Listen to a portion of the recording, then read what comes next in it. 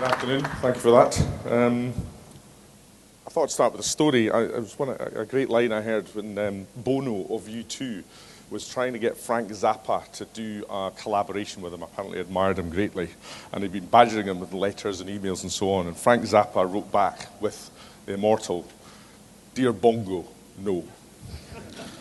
So, trying to be brevity, I think that's taken to the extreme. 3 words, giving much more of a message you can imagine. I'll try and focus on 3 things: choice, service, and price, because we think all of these things are what drive just about every business we can imagine, and certainly is the key to the future.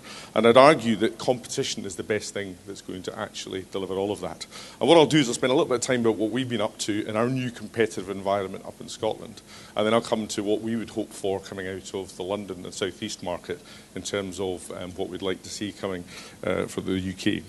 So we're going to have my next slide. In terms of a growing business, I think this is very encouraging. It just shows you the potential of either regional airports if you're in England or, of course, national airport if you're Edinburgh. But we can see that there's a huge amount of growth coming in that, and we're glad to say that we're actually going to pass that very important 10 million milestone this year. In fact, we've already done it on a rolling year average, and we'll certainly do it by the end of the year. So the opportunity to keep that growth trajectory is clearly there.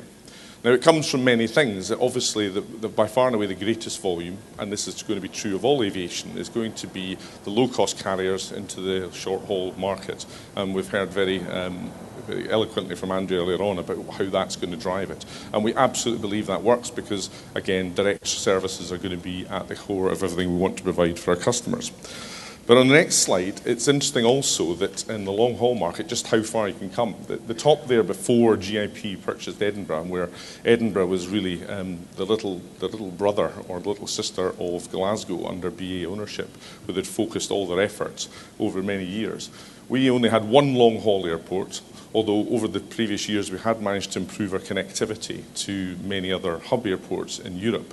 And that was crucial because we could see the constraints happening in Heathrow. We could see the constraints that said, despite the fact that Heathrow's kept growing, the number of destinations served out of Heathrow has actually been dropping for a great number of years because of that capacity constraint. And so that was clearly said to us. We couldn't rely upon connectivity through London if Edinburgh was going to be successful in connecting Scotland to the rest of the world. Of course, what we've managed to do since being freed up and being put in a comparative environment where there's a real incentive for us to go and chase market share in Scotland, but also to look at the whole competitive nature of getting connectivity for Scotland as a whole, is we've had enormous success in expanding not just more hubs, but long-haul hubs, because that's important for 2 reasons. One is it's always about reach. It's always about accessing new markets. In Scotland's term, and particularly Edinburgh's term, it's hugely about encouraging inward tourism, a massive part of what we're doing.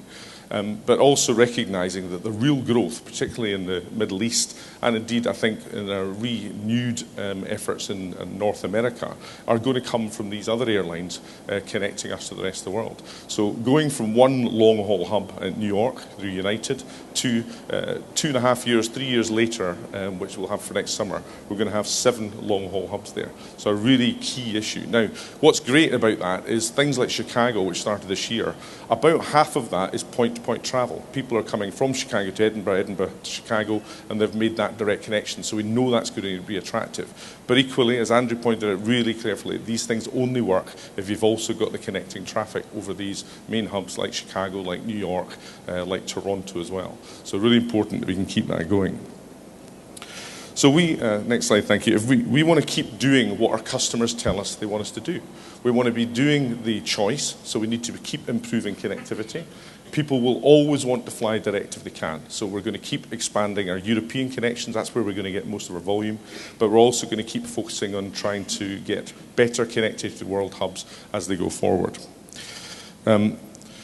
It's interesting, if you do look at the dynamics of it, if we look particularly in the sort of short haul, where we look at data in the industry about travel. So, for example, we had EasyJet open up a Hamburg route, where clearly it's quite close geographically, but it was actually quite difficult to get to, where it's almost frustrating you're flying in the wrong direction, in most cases, to make your connection to get to Hamburg, which is quite close.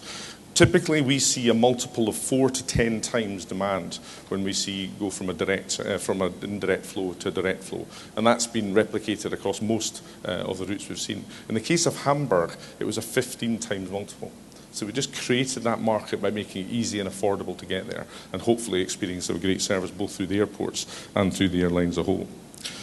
The point-to-point is going to keep going. It's going to get better in terms of, even if there is a hubbing element, the new 787-350 class aircraft is going to open up whole new opportunities to do things and follow that growing demand between the emerging economies. So it is now today possible, if an airline chooses to do it, to do a Beijing-Edinburgh direct service. Now, of course, that will only work because Beijing in itself is a hub, but we have the opportunity, and I think it's a matter of when, not if, that we're going to get that sort of commitment as we see the growth of trade, growth of markets between the two areas, and in particular we see the continuing doubling every year of Chinese tourism into Scotland. It's just a matter of time, and we need to be out there doing that. So we're going to keep doing the direct service, but we also need to think about how do we keep improving connectivity to the inevitable destinations that are not going to be supported viably for some time to come in terms of the connectivity. So if we turn to London and look at this, which starts off, first of all, as our most important point-to-point market. It far away dominates all of the volume in our airports. And it's not surprising, therefore, that we serve from Edinburgh 5 London airports, now with 5 airlines, and 54 flights a day to London. It's quite staggering. Absolutely amazing that we can do that. And there's only one of these airports there's not a choice of carrier on as well, now that Stansted has got Ryanair flying in, and of course Flybe have started services to City as well. So that's fantastic, because London's a big place. It genuinely does depend where you want to get to in London, what the right option is. We love the idea there's competition because the price benefits of that, or simply because people have their preferences about the airlines they want to use. So that's got to be good news, and we want to keep giving our customers choice. And thankfully, they keep voting with their feet and using Edinburgh Airport to get to and from London. So what does that mean in terms of going forward? If we can have the next slide. The problem, as I've already mentioned, is Heathrow, as we all know, is massively constrained. That's not just about the destination dearth that we're now seeing, declining destinations offered through there, but punctuality, the customer service element, is pretty poor now. All it takes is a little bit of fog in Edinburgh and Glasgow and Inverness and Aberdeen quite often cut off for 3 hours in the morning. They just stop all flying out of Scotland because they haven't got the capacity to accept it, and they must, understandably, prioritise long haul that's already in the air. So it doesn't take an awful lot to cause huge disruption. And if you're the poor sod that's just trying to have a day in the city in London, that's not very good if you've got a 3-hour delay before you start. You've actually destroyed the purpose of travel. So we must do something about in that regard. We must do something about price. London, well, the UK as a whole is already too expensive as a result of APD, which I've promised not to spend too much time on today. But equally, London Heathrow is the most expensive airport in the world. And yet we're talking about options that is going to add to that cost, and I'll maybe come back to that later. We need to make this a really good environment for airlines to be successful. And we saw again from Andrew's graph about how fragile they can be around the cost base. And we need to make sure that they have choices to be successful and keep serving what we want to do, which is connecting markets and growing our economy. We also know, as a result, not just the service levels, but the making it viable for airlines is very difficult. Little Red have announced they're pulling out. They came in with 4 flights a day out of Edinburgh. And one of the key messages we got from Craig Krieger when he announced the very disappointing cancellation of that service from September next year is 4 a day just isn't sufficient to really have a good competition level with British Airways, who have got between 12 and 13 a day. That's a huge difference in terms of service level. So we're not offering choice in terms of carrier because, again, the capacity constraints make that impossible. And we also see the fact that people are again responding with their feet to that. Gatwick has already acknowledged that there is this informal demand for connectivity. People are self-connecting, largely between the EasyJet network, which is so large and so successful there.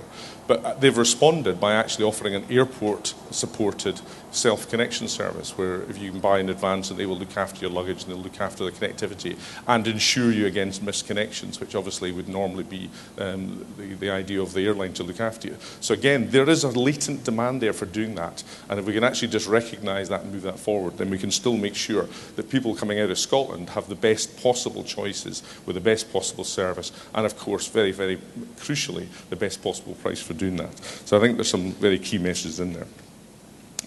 So if I summed up, before I get to my final summary, competition can only be good in London.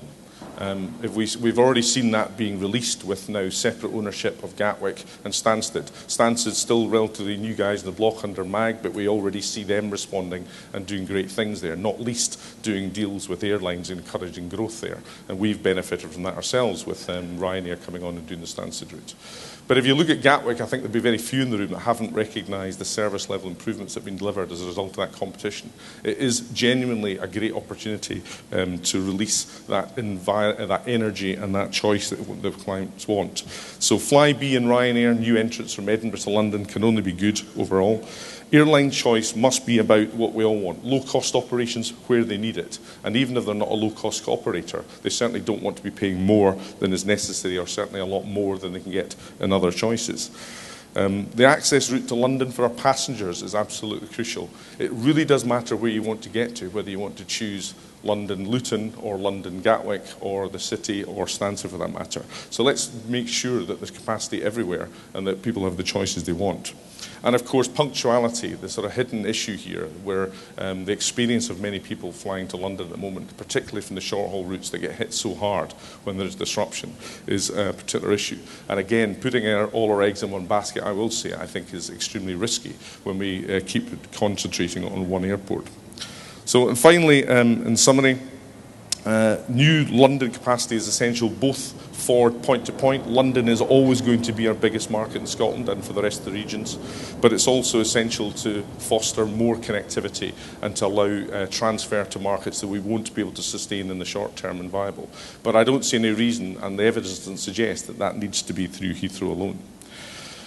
Only Gatwick has got a feasible solution to delivery. I think if we talk about cost to the airlines, that's one issue. So I think the Sir Howard's Commission has talked about increases in pricing that is already the most expensive to something in the mid-£30 per passenger at Heathrow, whereas Gatwick, with their expansion plans, have already said that they could commit to no more than £13 to £15 per passenger over the time. That is a fundamental difference if you're looking at difficult airline decisions about where they put their assets and where they include.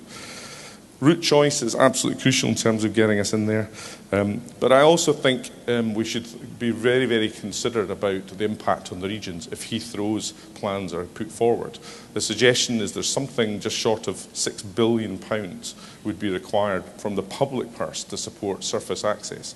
And we know in the regions or in Scotland just how difficult it is to get funding for our core infrastructure. And if we're going to be competing over 5 to 10 years with a Heathrow expansion plan that's gobbling up £6 billion of available money, I think we've got some real issues there. Whereas the contrast, of course, is that Gatwick is a far, far cheaper solution with about £800 million of investment required to make the surface access work. But more important than that, the operators already said they'll pay for it at no cost to the public purse. And we in the regions, I think, should be very mindful of that impact in terms of what happens elsewhere to allow our airports to grow and be successful. So for me, it's probably driven by that short need to make sure we're going to make progress. And if I summed it up in one thing, I think given the history, the only prospect we have of getting any progress in building runway capacity is looking at Gatwick for all of the environmental reasons. So it's an urge, really. It says we're already 20 years too late.